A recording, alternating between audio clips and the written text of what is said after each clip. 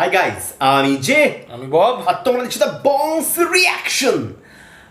আমরা একটার পর একটা ইসলামিক ভিডিও নিয়ে আসছি এবং আগামী দিনেও আমরা এরকমভাবে ইসলামিক ভিডিও নিয়ে আসবো, এটা তোমাদেরকে প্রমিস করেছিলাম এবং সেই অনুযায়ী আমরা আজকেও একটা ইসলামিক ভিডিও নিয়ে চলে এসেছি। আগের দিন আমরা একটা ইসলামিক ভিডিও নিয়েছিলাম নতুন একটা চ্যানেল থেকে, যে চ্যানেলটার নাম হচ্ছে the believer Bangla. The believer Bangla. সেই চ্যানেল থেকে আরও একটি ইসলামিক ভিডিও আজকে আমরা নিয়ে চলে এসেছি, যার নাম হচ্ছে কুরআনের সবচেয়ে বড় ভবিষ্যৎবাণী, ইসরাইল, ইয়াজুজ মাজুজ এবং কিয়ামতের আলামত। তো বুঝতেই পারলেন যে পবিত্র কোরআনে যা যা লেখা আছে সেইটাতে কি ভবিষ্যৎবাণী লেখা ছিল বা লেখা আছে, যেটা আজকের দিনে ফলছে। কারণ আজকের দিনে আমরা কোরআনটা রচিত হয়েছিল শতকে, মানে 700 খ্রিস্টপূর্বাব্দর আশেপাশে লেখা হয়েছিল। তো তখন থেকে লেখা, সেটা আজকের দিনে ভবিষ্যৎ, সেটাই। তো সেই জন্য দেখা যাক যে আজকে আমরা যে দিনে চলে এসেছি, এই দিনে কি কি ঘটছে কোরআনের লেখা অনুযায়ী। হয়তো সেরকমই কিছু একটা হবে, আমরা যদিও বা জানা নেই কি হবে না হবে। তো ভিডিওটা একটু লেন্দি আছে, প্রায় 17 মিনিট মতো। তো আগে বেশি কথা না বলে আগে ভিডিওটা দেখবো ডাইরেক্ট, তারপর যত কথা বলার আছে সব কথা বলবো। তো বলেই দিয়েছি, আমরা যে চ্যানেল থেকে ভিডিও নিচ্ছি সেই চ্যানেলটার নাম হচ্ছে the believer Bangla. The believer Bangla. Original video লিঙ্কটা আমাদের ডেসক্রিপশন বক্সে দেওয়া থাকবে, তোমরা অবশ্যই চ্যানেলটা ভিজিট করবে, চ্যানেলটা সাবস্ক্রাইব করবে, ভিডিওটা লাইক শেয়ার করবে, তারপরেই চলে আসবে আমাদের দুজনের চ্যানেল দি বংস রিয়াকশন দেখো। আমাদের চ্যানেল এবং তোমাদের চ্যানেল দ্য বংস রিয়াকশন। তোমরা আজও বলি আমরা একদম দ্য বংস রিয়াকশনে তোমরা বলছো যে আমাদের কথাবার্তা তোমাদের ভালো লাগছে, আমাদের প্রেজেন্টেশন তোমাদের ভালো লাগছে, তাই জন্য তোমরা বেশি করে রিকোয়েস্ট করতেছো। ঠিক আছে, চলো এবার দেখে নি ভিডিওটা, তারপর অনেক কথা আছে, কেউ যাবে না, পুরো ভিডিওটা দেখবে আজকে। একদম।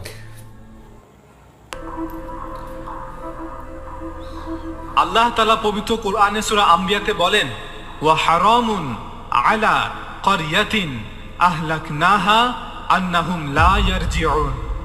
যে শহরকে আমি ধ্বংস করে দিয়েছি তার অধিবাসীদের সেই শহরে ফিরে না আসা অবধারিত। হাত্তা ইযা ফুতিহাত ইয়াজুজ ওয়া মাজুজ, যে পর্যন্ত না ইয়াজুজ ও মাজুজকে বন্ধনমুক্ত করে দেওয়া হবে। ওয়াহুম মিন কুল্লি হাদাবিন ইয়ানসিলুন, এবং তারা প্রত্যেক উচ্চভূমি থেকে দ্রুত বেগে ছুটে আসবে। সূরা আম্বিয়ার এই আয়াতটি অত্যন্ত আশ্চর্যজনক, যেখানে আল্লাহ তাআলা একটি শহর, একটি জনপদ সম্পর্কে বলছেন এবং তিনি সেই শহরকে ধ্বংস করে দিয়েছেন।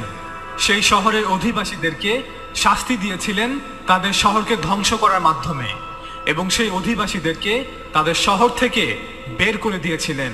ওয়াহুম মিন কুল্লি হাদাবিন ইয়ানসিলুন, সেই শহরের উপর নিষেধাজ্ঞা জারি করেছিলেন তার অধিবাসীদের জন্য, যে তারা আর তাদের শহরে ফিরে আসতে পারবে না, এই দাবি নিয়ে যে এটা তাদের শহর।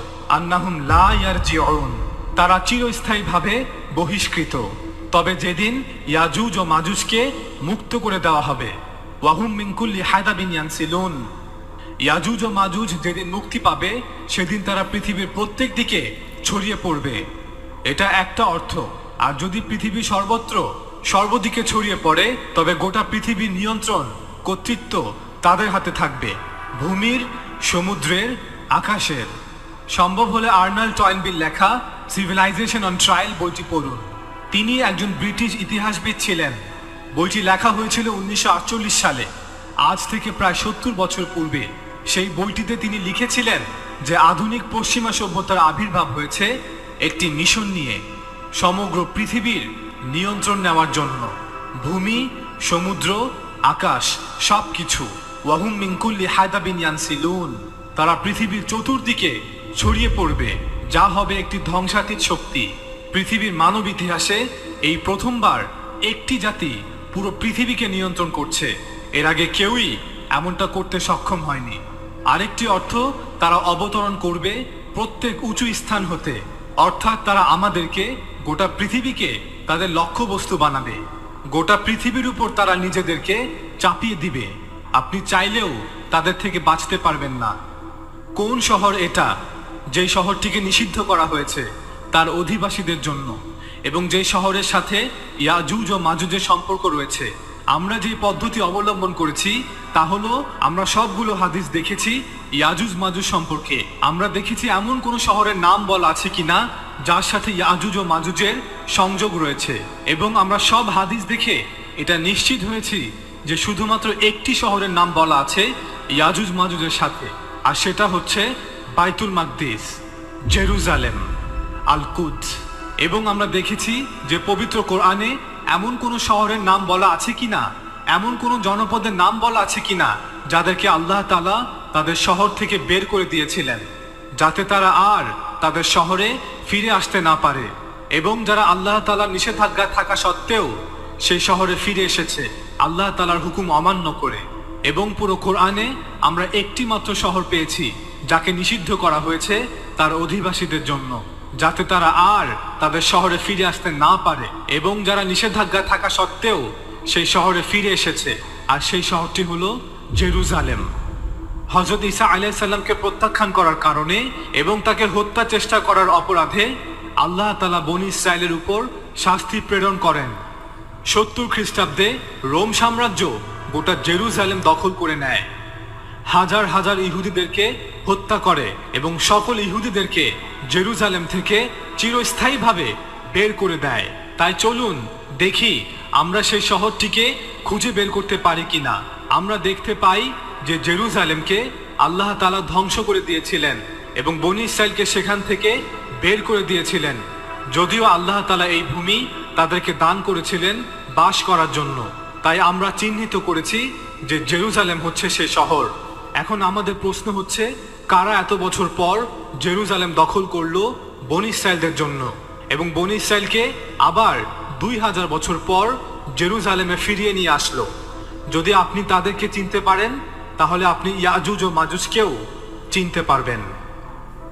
আল্লামা ইকবালই প্রথম যিনি সেই শহরটিকে চিহ্নিত করতে পেরেছিলেন। সমগ্র মুসলিমদের মধ্যে মাত্র একজন, তিনি শুধু চিহ্নিতই করেননি, দাবিও করেছিলেন।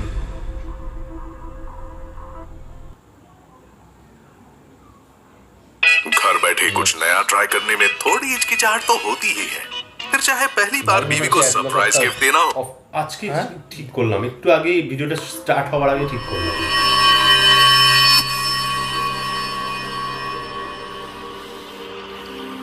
হযরত মুসা আলাইহিস সালামের আদেশ অমান্য করায় আল্লাহ তাআলা দীর্ঘ 40 বছর পর বনী ইসরাইলকে পবিত্র ভূমিতে প্রবেশের সুযোগ ও ব্যবস্থা করে দেন, এবং পরবর্তীতে হযরত দাউদ আলাইহিস সালাম পবিত্র ভূমিতে ইসরায়েল রাষ্ট্র প্রতিষ্ঠা করেন, যা ছিল প্রথম ইসলামিক রাষ্ট্র, এবং জেরুজালেমকে সেই ইসলামিক রাষ্ট্রের রাজধানী হিসেবে প্রতিষ্ঠা করেন।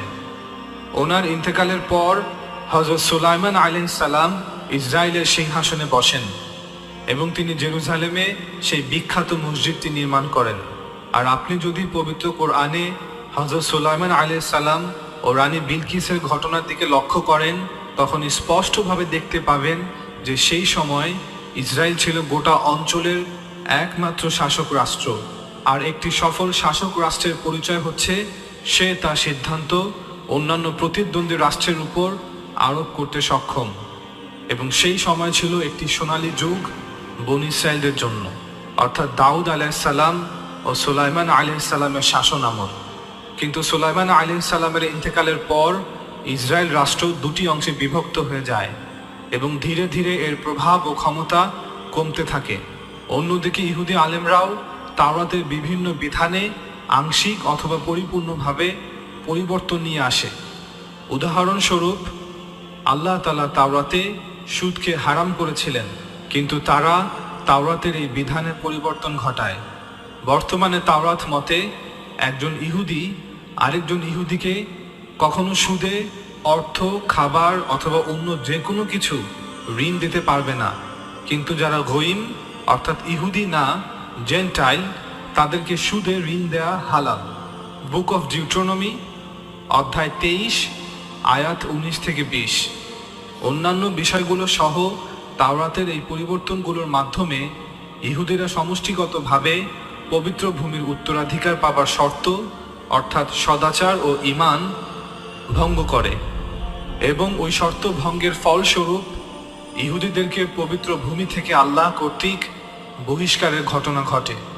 আল্লাহ তাআলা পবিত্র কোরআনে বলেন, ওয়াকাদাইনা ইলা বানি ইসরাঈলা ফিল কিতাব লা তুফসিদুন্না ফিল আরদি মাররাতাইন ওয়া লা তা'লুন্না উলুওয়ান কাবীরা। অর্থাৎ আমি তাওরাতে বলে দিয়েছি যে বনি ইসরাইল 2 বার এই পবিত্র ভূমিতে ফাসাদ সৃষ্টি করবে, অর্থাৎ এটাই হলো প্রথমবার।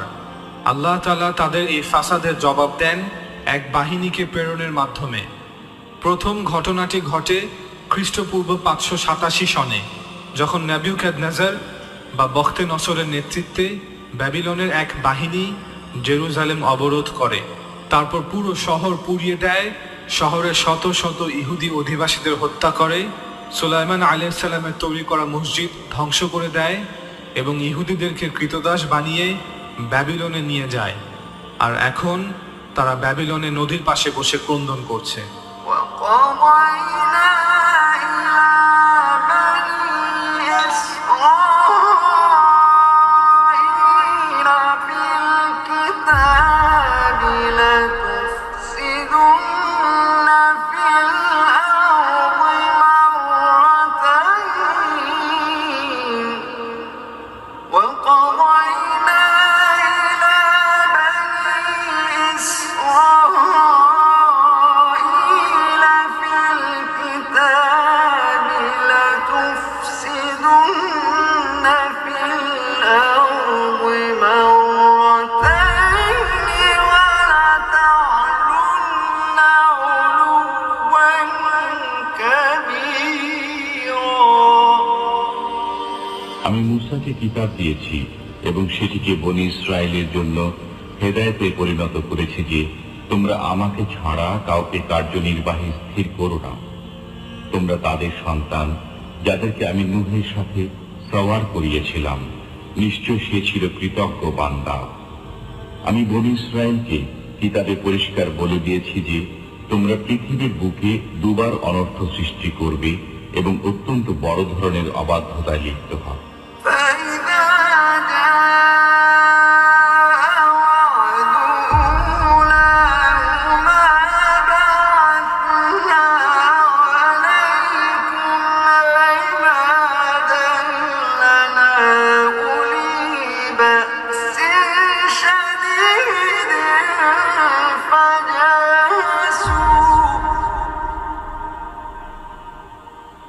فجاسوا خلال الديار وكان وعدا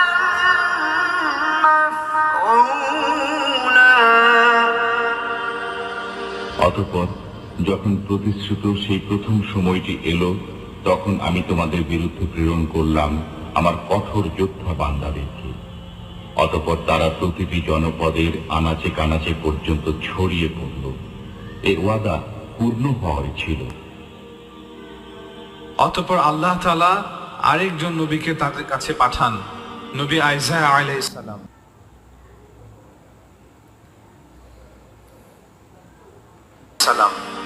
যাতে করে তাদেরকে এক ঐশ্বরিক অঙ্গীকার সম্বন্ধে অবহিত করা হয়। কি ছিল সেই ঐশ্বরিক অঙ্গীকার? আল্লাহ তাআলা তাদের কাছে এমন একজন নবীকে পাঠাবেন যিনি মাসিহ বলে পরিচিত হবেন এবং যিনি দাউদ আলাইহিস সালামের সিংহাসন থেকে পৃথিবীতে তার শাসন প্রতিষ্ঠা করবেন, এবং তিনি হবেন পৃথিবীর এক সুবিচারক শাসনকর্তা যিনি পৃথিবীর বুকে ন্যায় বিচার প্রতিষ্ঠা করবেন। বুক অফ আইজায়া অধ্যায় 9 আয়াত 6 থেকে 7। কিন্তু যখন তাদেরকে এই ঐশ্বরিক অঙ্গীকার সম্বন্ধে অবহিত করা হয়, তখন তারা কৃতদাস হিসেবে ব্যাবিলনে ছিল এবং পবিত্র ভূমি জেরুজালেমও ব্যাবিলনের দখলে ছিল। বনি ইসরায়েলরা বুঝতে পেরেছিল যে যদি মাসিহকে এই ঐশ্বরিক অঙ্গীকার বাস্তবায়ন করতে হয় তবে তাকে 4টি কাজ সম্পন্ন করতে হবে, তবেই মাসিহ পৃথিবীকে শাসন করতে পারবে দাউদ আলাইহিস সালামের সিংহাসন থেকে, অর্থাৎ জেরুজালেম থেকে। প্রায় 100 বছর পর একসময় ঠিকই ব্যাবিলনে পরিস্থিতির পরিবর্তন হতে থাকে। পবিত্র ভূমি স্বাধীন করা হয়। পারস্য সাম্রাজ্যের মহান রাজা সাইরাস ব্যাবিলন সাম্রাজ্যকে পরাজিত করে পুরো মিডিয়া অঞ্চল জয় করে নেয় এবং তিনি বনী ইসরায়েলদের মুক্ত করে পবিত্র ভূমিতে ফিরে যাওয়ার অনুমতি দান করেন এবং সুলাইমান আলাইহিস সালামের নির্মিত মসজিদকে আবার পুনর্নির্মাণের জন্য সব রকম সহায়তা প্রদান করেন। এই সব কিছুর পর ইহুদিরাও অপেক্ষা করতে থাকে যে মাসিহ কখন আসবে। আমাদের মাসিহ যে কোনো সময় চলে আসতে পারে, আমাদের সোনালী যুগ আবার ফিরে আসবে। পূর্বের ন্যায় আমরা আবার এই অঞ্চলকে শাসন করব। এবং নিশ্চিতভাবেই মাসিহ এসেছিলেন, কিন্তু যখন মাসিহ আসলেন, মারিয়াম তনয় ঈসা আলাইহিস সালাম তখন খুব অল্প সংখ্যকই তার উপর ঈমান এনেছিল। সাধারণ, গরিব, যুবক, অসহায় শ্রেণীর মানুষরা। ফাআমানাত তাইফাতুম মিন বানি ইসরাঈল। কিন্তু যারা পণ্ডিত, আলেম শ্রেণীর ইহুদি রাবাই ছিল, তারা সকলেই তাকে গর্ব আর অহংকার ভরে প্রত্যাখ্যান করেছিল। ওয়াকাফারাত তাইফা। কেন তারা তাদের মাসিহকে প্রত্যাখ্যান করল? জবাব, কারণ আল্লাহ তাদের পরীক্ষা নিয়েছিলেন, এবং যেহেতু তারা তাদের এক চোখ দিয়ে দেখেছিল, তারা পরীক্ষায় ব্যর্থ হয়। তারা বলেছিল, ওয়া নাউযু বিল্লাহি মিন হাযা, তার মা সেই জঘন্য পাপ করেছিল এবং তিনি একজন জারদ সন্তান। যদি তারা তাদের দুই চোখ দিয়ে দেখত, তাদের অন্তরাত্মার চোখ, তবে তারা অবশ্যই জানতে পারত, না, দৃশ্য এবং বাস্তবতা সম্পূর্ণভাবেই একে অপরের বিপরীত। তিনি আলাইহিস সালাম তখনও কুমারী ছিলেন যখন তিনি তার সন্তান আলাইহিস সালামকে জন্ম দেন। কিন্তু ইহুদি আলেমরা, রাবাইরা তাদের অন্তরের চোখ দিয়ে দেখেনি। আল্লাহ রসুল সাল্লাল্লাহু আলাইহিস সালাম আমাদেরকে জানান, এমন একজন পৃথিবীতে আসবে যে সেই মারিয়াম তনয় ঈসা আলাইহিস সালামকে নকল করবে, ভান করবে যেন সেই সত্যিকারের মাসিহ। অতএব সে হচ্ছে বিরাট ছদ্মবেশধারী। আসলে সে হবে দাজ্জাল, আল মাসিহুদ দাজ্জাল, ভণ্ড মাসিহ, অর্থাৎ অ্যান্টিক্রাইস্ট। দাজ্জাল অর্থ এমন একজন যে অন্যদেরকে ধোঁকা দেয়। এমন সকল কিছু যা দাজ্জালের সাথে সম্পৃক্ত, তার সবই দৃশ্য এবং বাস্তবতা সম্পূর্ণ বিপরীত। فإذا جاء وعد الآخرة ليسوءوا وجوهكم وليدخلوا المسجد كما دخلوه أول مرة فإذا جاء وعد الآخرة ليسوءوا وجوهكم وليدخلوا المسجد كما دخلوه أول مرة এরপর যখন দ্বিতীয় সে সময়টি এলো, তখন অন্য বান্দাদেরকে প্রেরণ করলাম, যাতে তোমাদের মুখমণ্ডল বিকৃত করে দেয়, আর মসজিদে ঢুকে পড়ে যেমন প্রথমবার ঢুকেছিল, এবং যেখানে জয়ী হয় সেখানে পুরোপুরি ধ্বংসযজ্ঞ চালায়। হয়তো তোমাদের পালনকর্তা তোমাদের প্রতি অনুগ্রহ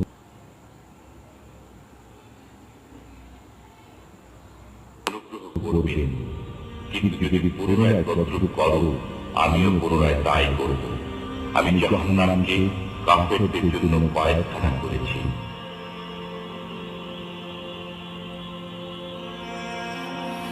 শেষ। মানে যেটুকু বোঝা গেল, মানে পুরো কোরআনটা বলা হয়নি, কোরআনের একটা পার্টের কথা বলা হয়েছে, এবং যেটুকু দেখানো হলো এটা ইসরায়েলের ভবিষ্যৎবাণীর ওপর করা হয়েছে।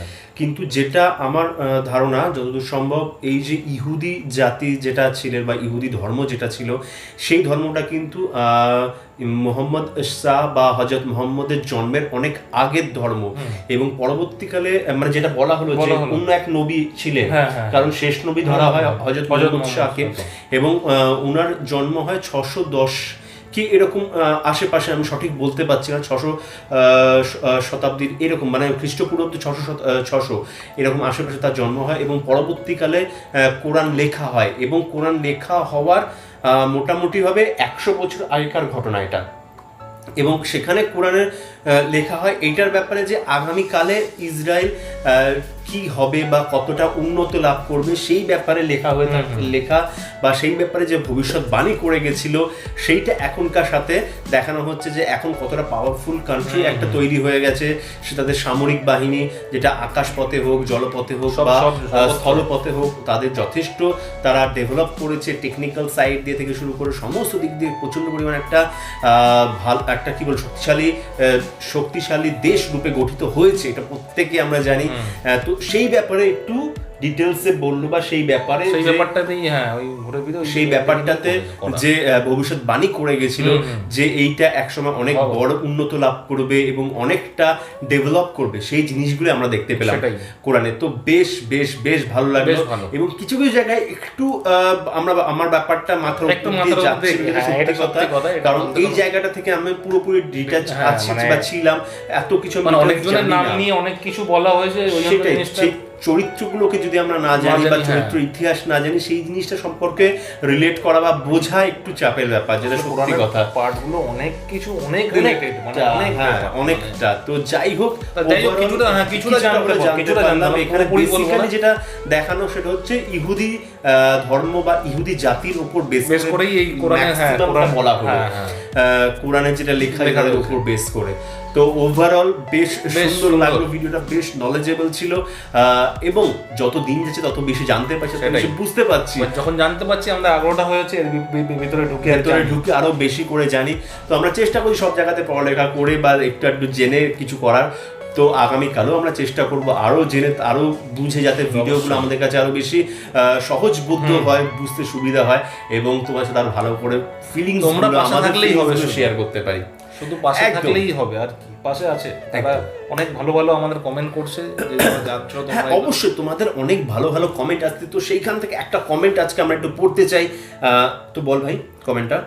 নকিব রহমান বলে একজন লিখেছেন, আমাদের আগের একটা ভিডিও আমরা ছেড়েছিলাম দাদা বিলিভার বাংলা চ্যানেল থেকে, একটা ভিডিও ছিল যেটা ওই আল্লাহ আবাবিল পাখি দিয়ে যেভাবে কাবা ঘরটি রক্ষা করেছিলেন, তার উপর রিঅ্যাকশন দেওয়ার পর এক ভাই আমাদেরকে খুব সুন্দর কমেন্ট করেছে, যেটা আমরা না শেয়ার করে পারলাম না এই ভিডিওতে আজকে। নকিব রহমান তার নাম, সে লিখেছে, আপনাদের দাদা বলবো না, আজকে থেকে ভাই বলবো। আপনারা যে এত ভালোভাবে বিষয়টা বুঝতে পেরেছেন এবং বাস্তবতার নিরিখে উদাহরণ সহকারে আপনাদের ভাবনা তুলে ধরেছেন, তা সত্যি প্রশংসার যোগ্য। ভালো লাগে সত্যি এই কথাগুলো শুনতে। আমি এখনো পর্যন্ত যতগুলো ইসলামিক ভিডিওর উপর রিয়াকশন দেখেছি, তাদের অনেকেই বাস্তবতার আলোকে নিজ নিজ ধর্মীয় কিতাবের বিষয়গুলোর চাক্ষুষ দলিল দেখা বা জানা সত্ত্বেও নিজেদের পূর্বপুরুষদের ধারণা নিয়ে বের হতে না পেরে নিজেদের গোড়ামিগুলোই ব্যক্ত করে। হোক মুসলিম, হিন্দু, খ্রিস্টান, কিতাবের বিষয়গুলোকে এমনভাবে দেখে যেন সেগুলো ভিন্ন গ্রহের আর কি লিখেছেন। হোক সেটা কোরআন, বেদ, বাইবেল বা অন্য কিছু। আসল কথা কি জানেন ভাই, সৃষ্টিকর্তা প্রদত্ত মৌলিক বিষয়গুলো প্রত্যেকটা কিতাবেই একদম। আমরা মানুষরা যারা ধ্যান ধারণা অনুযায়ী নিজেদের মতো করে ইবাদত করি, আর এইভাবেই এত এত ধর্ম সৃষ্টি হয়েছে। একদম সত্যি একদম ঠিক কথা। অর্থাৎ বর্তমান প্রজন্ম যার প্রধান ধর্মগ্রন্থ ব্যতীত লোক দেখানো কাজগুলোকেই প্রাধান্য দিয়ে যাচ্ছে। একদম ঠিক, এত সুন্দর লিখেছে, এত সুন্দর ভালোবাসা দিয়েছে, সুন্দর দিয়েছে।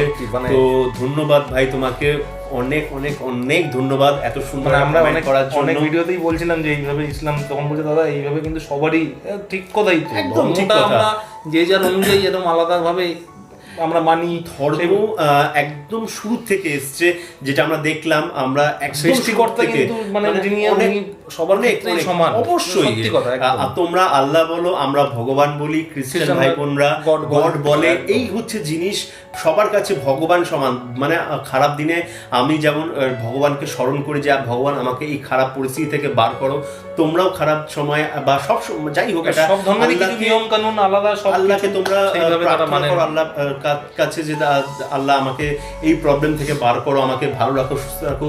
খ্রিস্টান ভাই বোনরাও তাই করে এবং প্রত্যেকটা ধর্মে, সেটা খ্রিস্টান হোক, ইসলাম হোক, হিন্দু হোক, জৈন হোক, বুদ্ধিস্ট হোক, প্রত্যেকটা ইহুদি হোক, প্রত্যেকটা ধর্মের মানুষজন কিন্তু সমান। আমরা প্রত্যেকে কিন্তু মানুষ। সবথেকে বড় ব্যাপার হচ্ছে আমরা প্রত্যেকে মানুষ এবং প্রত্যেকে সমান। হ্যাঁ, আমাদের ধর্মের জন্য আমরা ভিন্ন ধর্ম, আমাদের ভাষা আলাদা, আমাদের পরিধান আলাদা, কিন্তু ওভারঅল আমরা প্রত্যেকে কিন্তু মানুষ, অবশ্যই। এটা হচ্ছে সব থেকে বড় কথা, এর থেকে বড় কথা কিচ্ছু নেই। এবং সেই জন্য আমাদের মনুষ্যত্ব সবসময় বজায় রাখতে হবে। একদম, এবং মনুষ্যত্বের প্রথম কথা হচ্ছে নিজের সাথে সাথে অন্যকেও সম্মান করা। অবশ্যই। সে আমার ধর্মকে আমি যতটা একদম, সম্মান একদম। করছি, অন্যের ধর্মকে ঠিক ততটাই সম্মান করা হচ্ছে কাউকে কোনো আসল সময় কাজ। অপমান করে ছোট করা একদম না, উচিত নয়। একদমই না।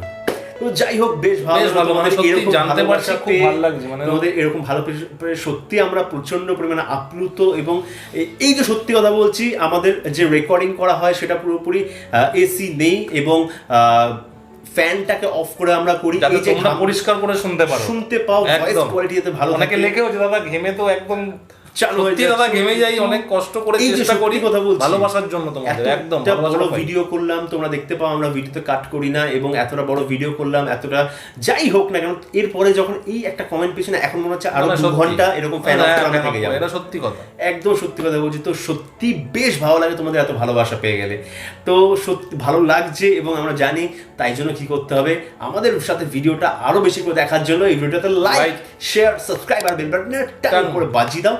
যারা আমাদের চ্যানেল নতুন তারা চ্যানেলটা সাবস্ক্রাইব করে নাও, বন্ধু বান্ধব সবার সাথে বেশি বেশি করে শেয়ার করো। একদম কমেন্ট করতে একদম ভুলো না, প্রচুর কমেন্ট করে ভরিয়ে দাও। যাতে এরকম যত ভালোবাসার কমেন্ট কমেন্টগুলো দাও। এরকম ভালোবাসার কমেন্ট করলে আমাদের একদম, যেটা ভাই বললো, 2 ঘন্টা পাখা বন্ধ থাকুক, পাখা খুলে নিয়ে যাক, তাও বসে কোনো তোমাদের ব্যাপার না আমাদের করতে রাজি। সত্যি। ঘাম ঝরুক, অন্য দেখতে পাবো, কিছু না। হয়তো ঘাম ঝরছে, বুঝছি, সবকিছু দেখতে পাবে, কিন্তু তোমাদের জন্য তোমাদের বসে এই করবো। এতটা ভালোবাসা পাচ্ছি বলে আর তোমরা কিচ্ছু না। ভালোবাসা দিচ্ছ, এই জন্যই আমরা আছি, এটা সত্যি কথা। এই একদম, জায়গায় যেটুকু একদম। আছে সেটুকু তোমাদের জন্য, এটা একদম মানতেই হবে, এটা নিয়ে কোনো মানে বলার কিছুই নেই।